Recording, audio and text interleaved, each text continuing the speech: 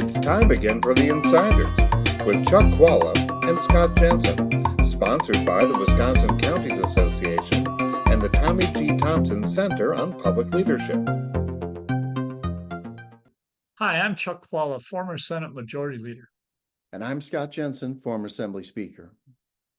We're the Insiders. So, Scott, there's going to be hundreds of millions of dollars literally spent in Wisconsin on the presidential race this year and on the other races. And so tell me, and probably more than $500 million if you include all spending. Okay, but it's all targeted. We're so tribal. It's all targeted at a very small sliver of the population that might change their vote one way or the other. Who are these independents that people are targeting their dollars at, and what are they going to do, and what's going to happen in this election? Well, first of all, in Wisconsin, a lot of people say they're independents. In fact, that's the largest party in Wisconsin, are the people who don't belong to any party at all. But most of those folks are fibbing. They lean one way or another. There is a segment of that population, though, that is the one that is fought over for all these races that we have in Wisconsin that are decided by 1 or 2%. And that population of who those independents are has been changing over the last 20 years. So the base for the Republican Party and the base for the Democratic Party have been changing. We've talked about this a number of times, right? Where the Republican Party is increasingly becoming the party of the working class, and Democrat Party is becoming increasingly the party of the highly educated and higher income voter. Very different than when you and I were in combat in this game. Things have changed quite a bit. So that shift is going on, but it's not complete. And there are two groups of people that I would argue this election is going to be fought over. They are folks who are independent. They vote for either party. The first group is what we would call the downscale working class folks. That is people who make less than $50,000 a year. These people feel like they have been left behind. No one's on their side. They feel alone. They're struggling to pay the bills. They're the ones who can't figure out, they're the ones who, when Biden comes on television, says, inflation is coming down, they in their head go, I don't know, every time I go to the grocery store, the prices are higher. They're the folks who are struggling to pay for gas and groceries. The people who, in fact, 1/3 of them have skipped, have not gone to the doctor or skipped taking a prescription because they couldn't afford it. These are people who have skipped meals on occasion because they can't afford it. So there's this crowd of working class folks who are just struggling financially, who believe that no one's on their side. And the political candidates are going to be fighting over them. Then there's another group that's a sort of a white collar group of folks who are what you might call double haters. They hate Trump and they think Biden is way too old, right? And these folks are like, both parties, a pox on both your houses. Neither of these people are listening to what my life is like.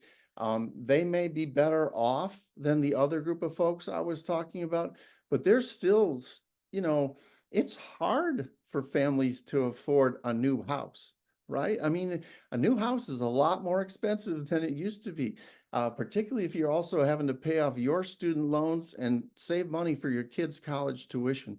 And that group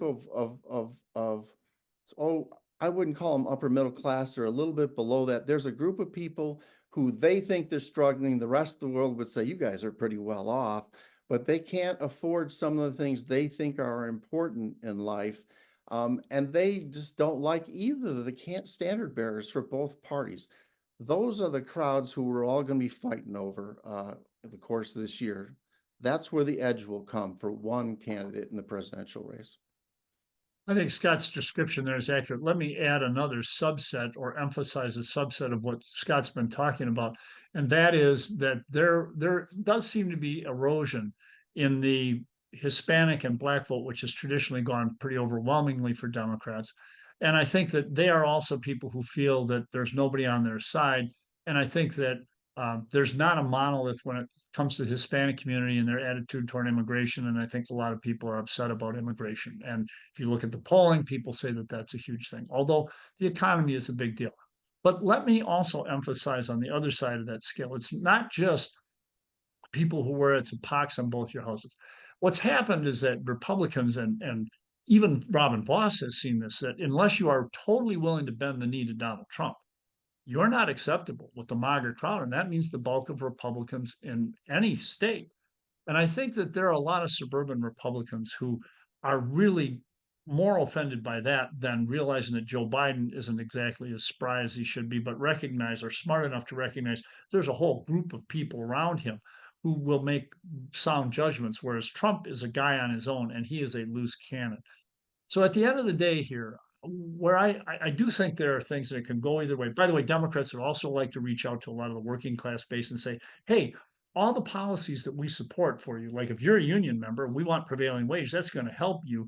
And the Republicans are not on your side, but that has not worked. And it's gone badly for Democrats there. But I do think that there's one thing that cuts across all of the groups that we've talked about now that we haven't addressed. And it goes back to what Scott and I talked about. At the end of the day, voting is about emotion, which is why the border, which is so far away from us, can have an impact. But the issue that's going to resonate with those people, especially in the suburbs, but with all people, is reproductive rights. This is an issue that is going to be bedeviling the Republican Party for some time, even after Trump is gone. And I do think that's the marginal difference that's going to happen. And so I think where people are on that issue is going to draw against maybe some other Republican tendencies, and that tension will be a factor in how the election is decided. And so I expect you will see out of that money that's being spent, you're going to see an awful lot of it spent on that issue, because that will create, if it doesn't even already have, independent voters from that issue alone. So I think you're right with regards to perhaps suburban women on that issue, but the cost of living and not being able to afford it, not being able to afford gas and groceries, and getting reminded of those two things every week when you go to the store or the gas station, that's a problem for Democrats. And I think that's what has made a group of these folks available to Republicans. Will we be smart enough to pick them up? I don't know. That's to be seen. We'll see you next time, folks. You've been listening to The Insiders with Chuck Chvala and Scott Jensen, sponsored by the Wisconsin Counties Association and the Tommy G. Thompson Center on Public Leadership.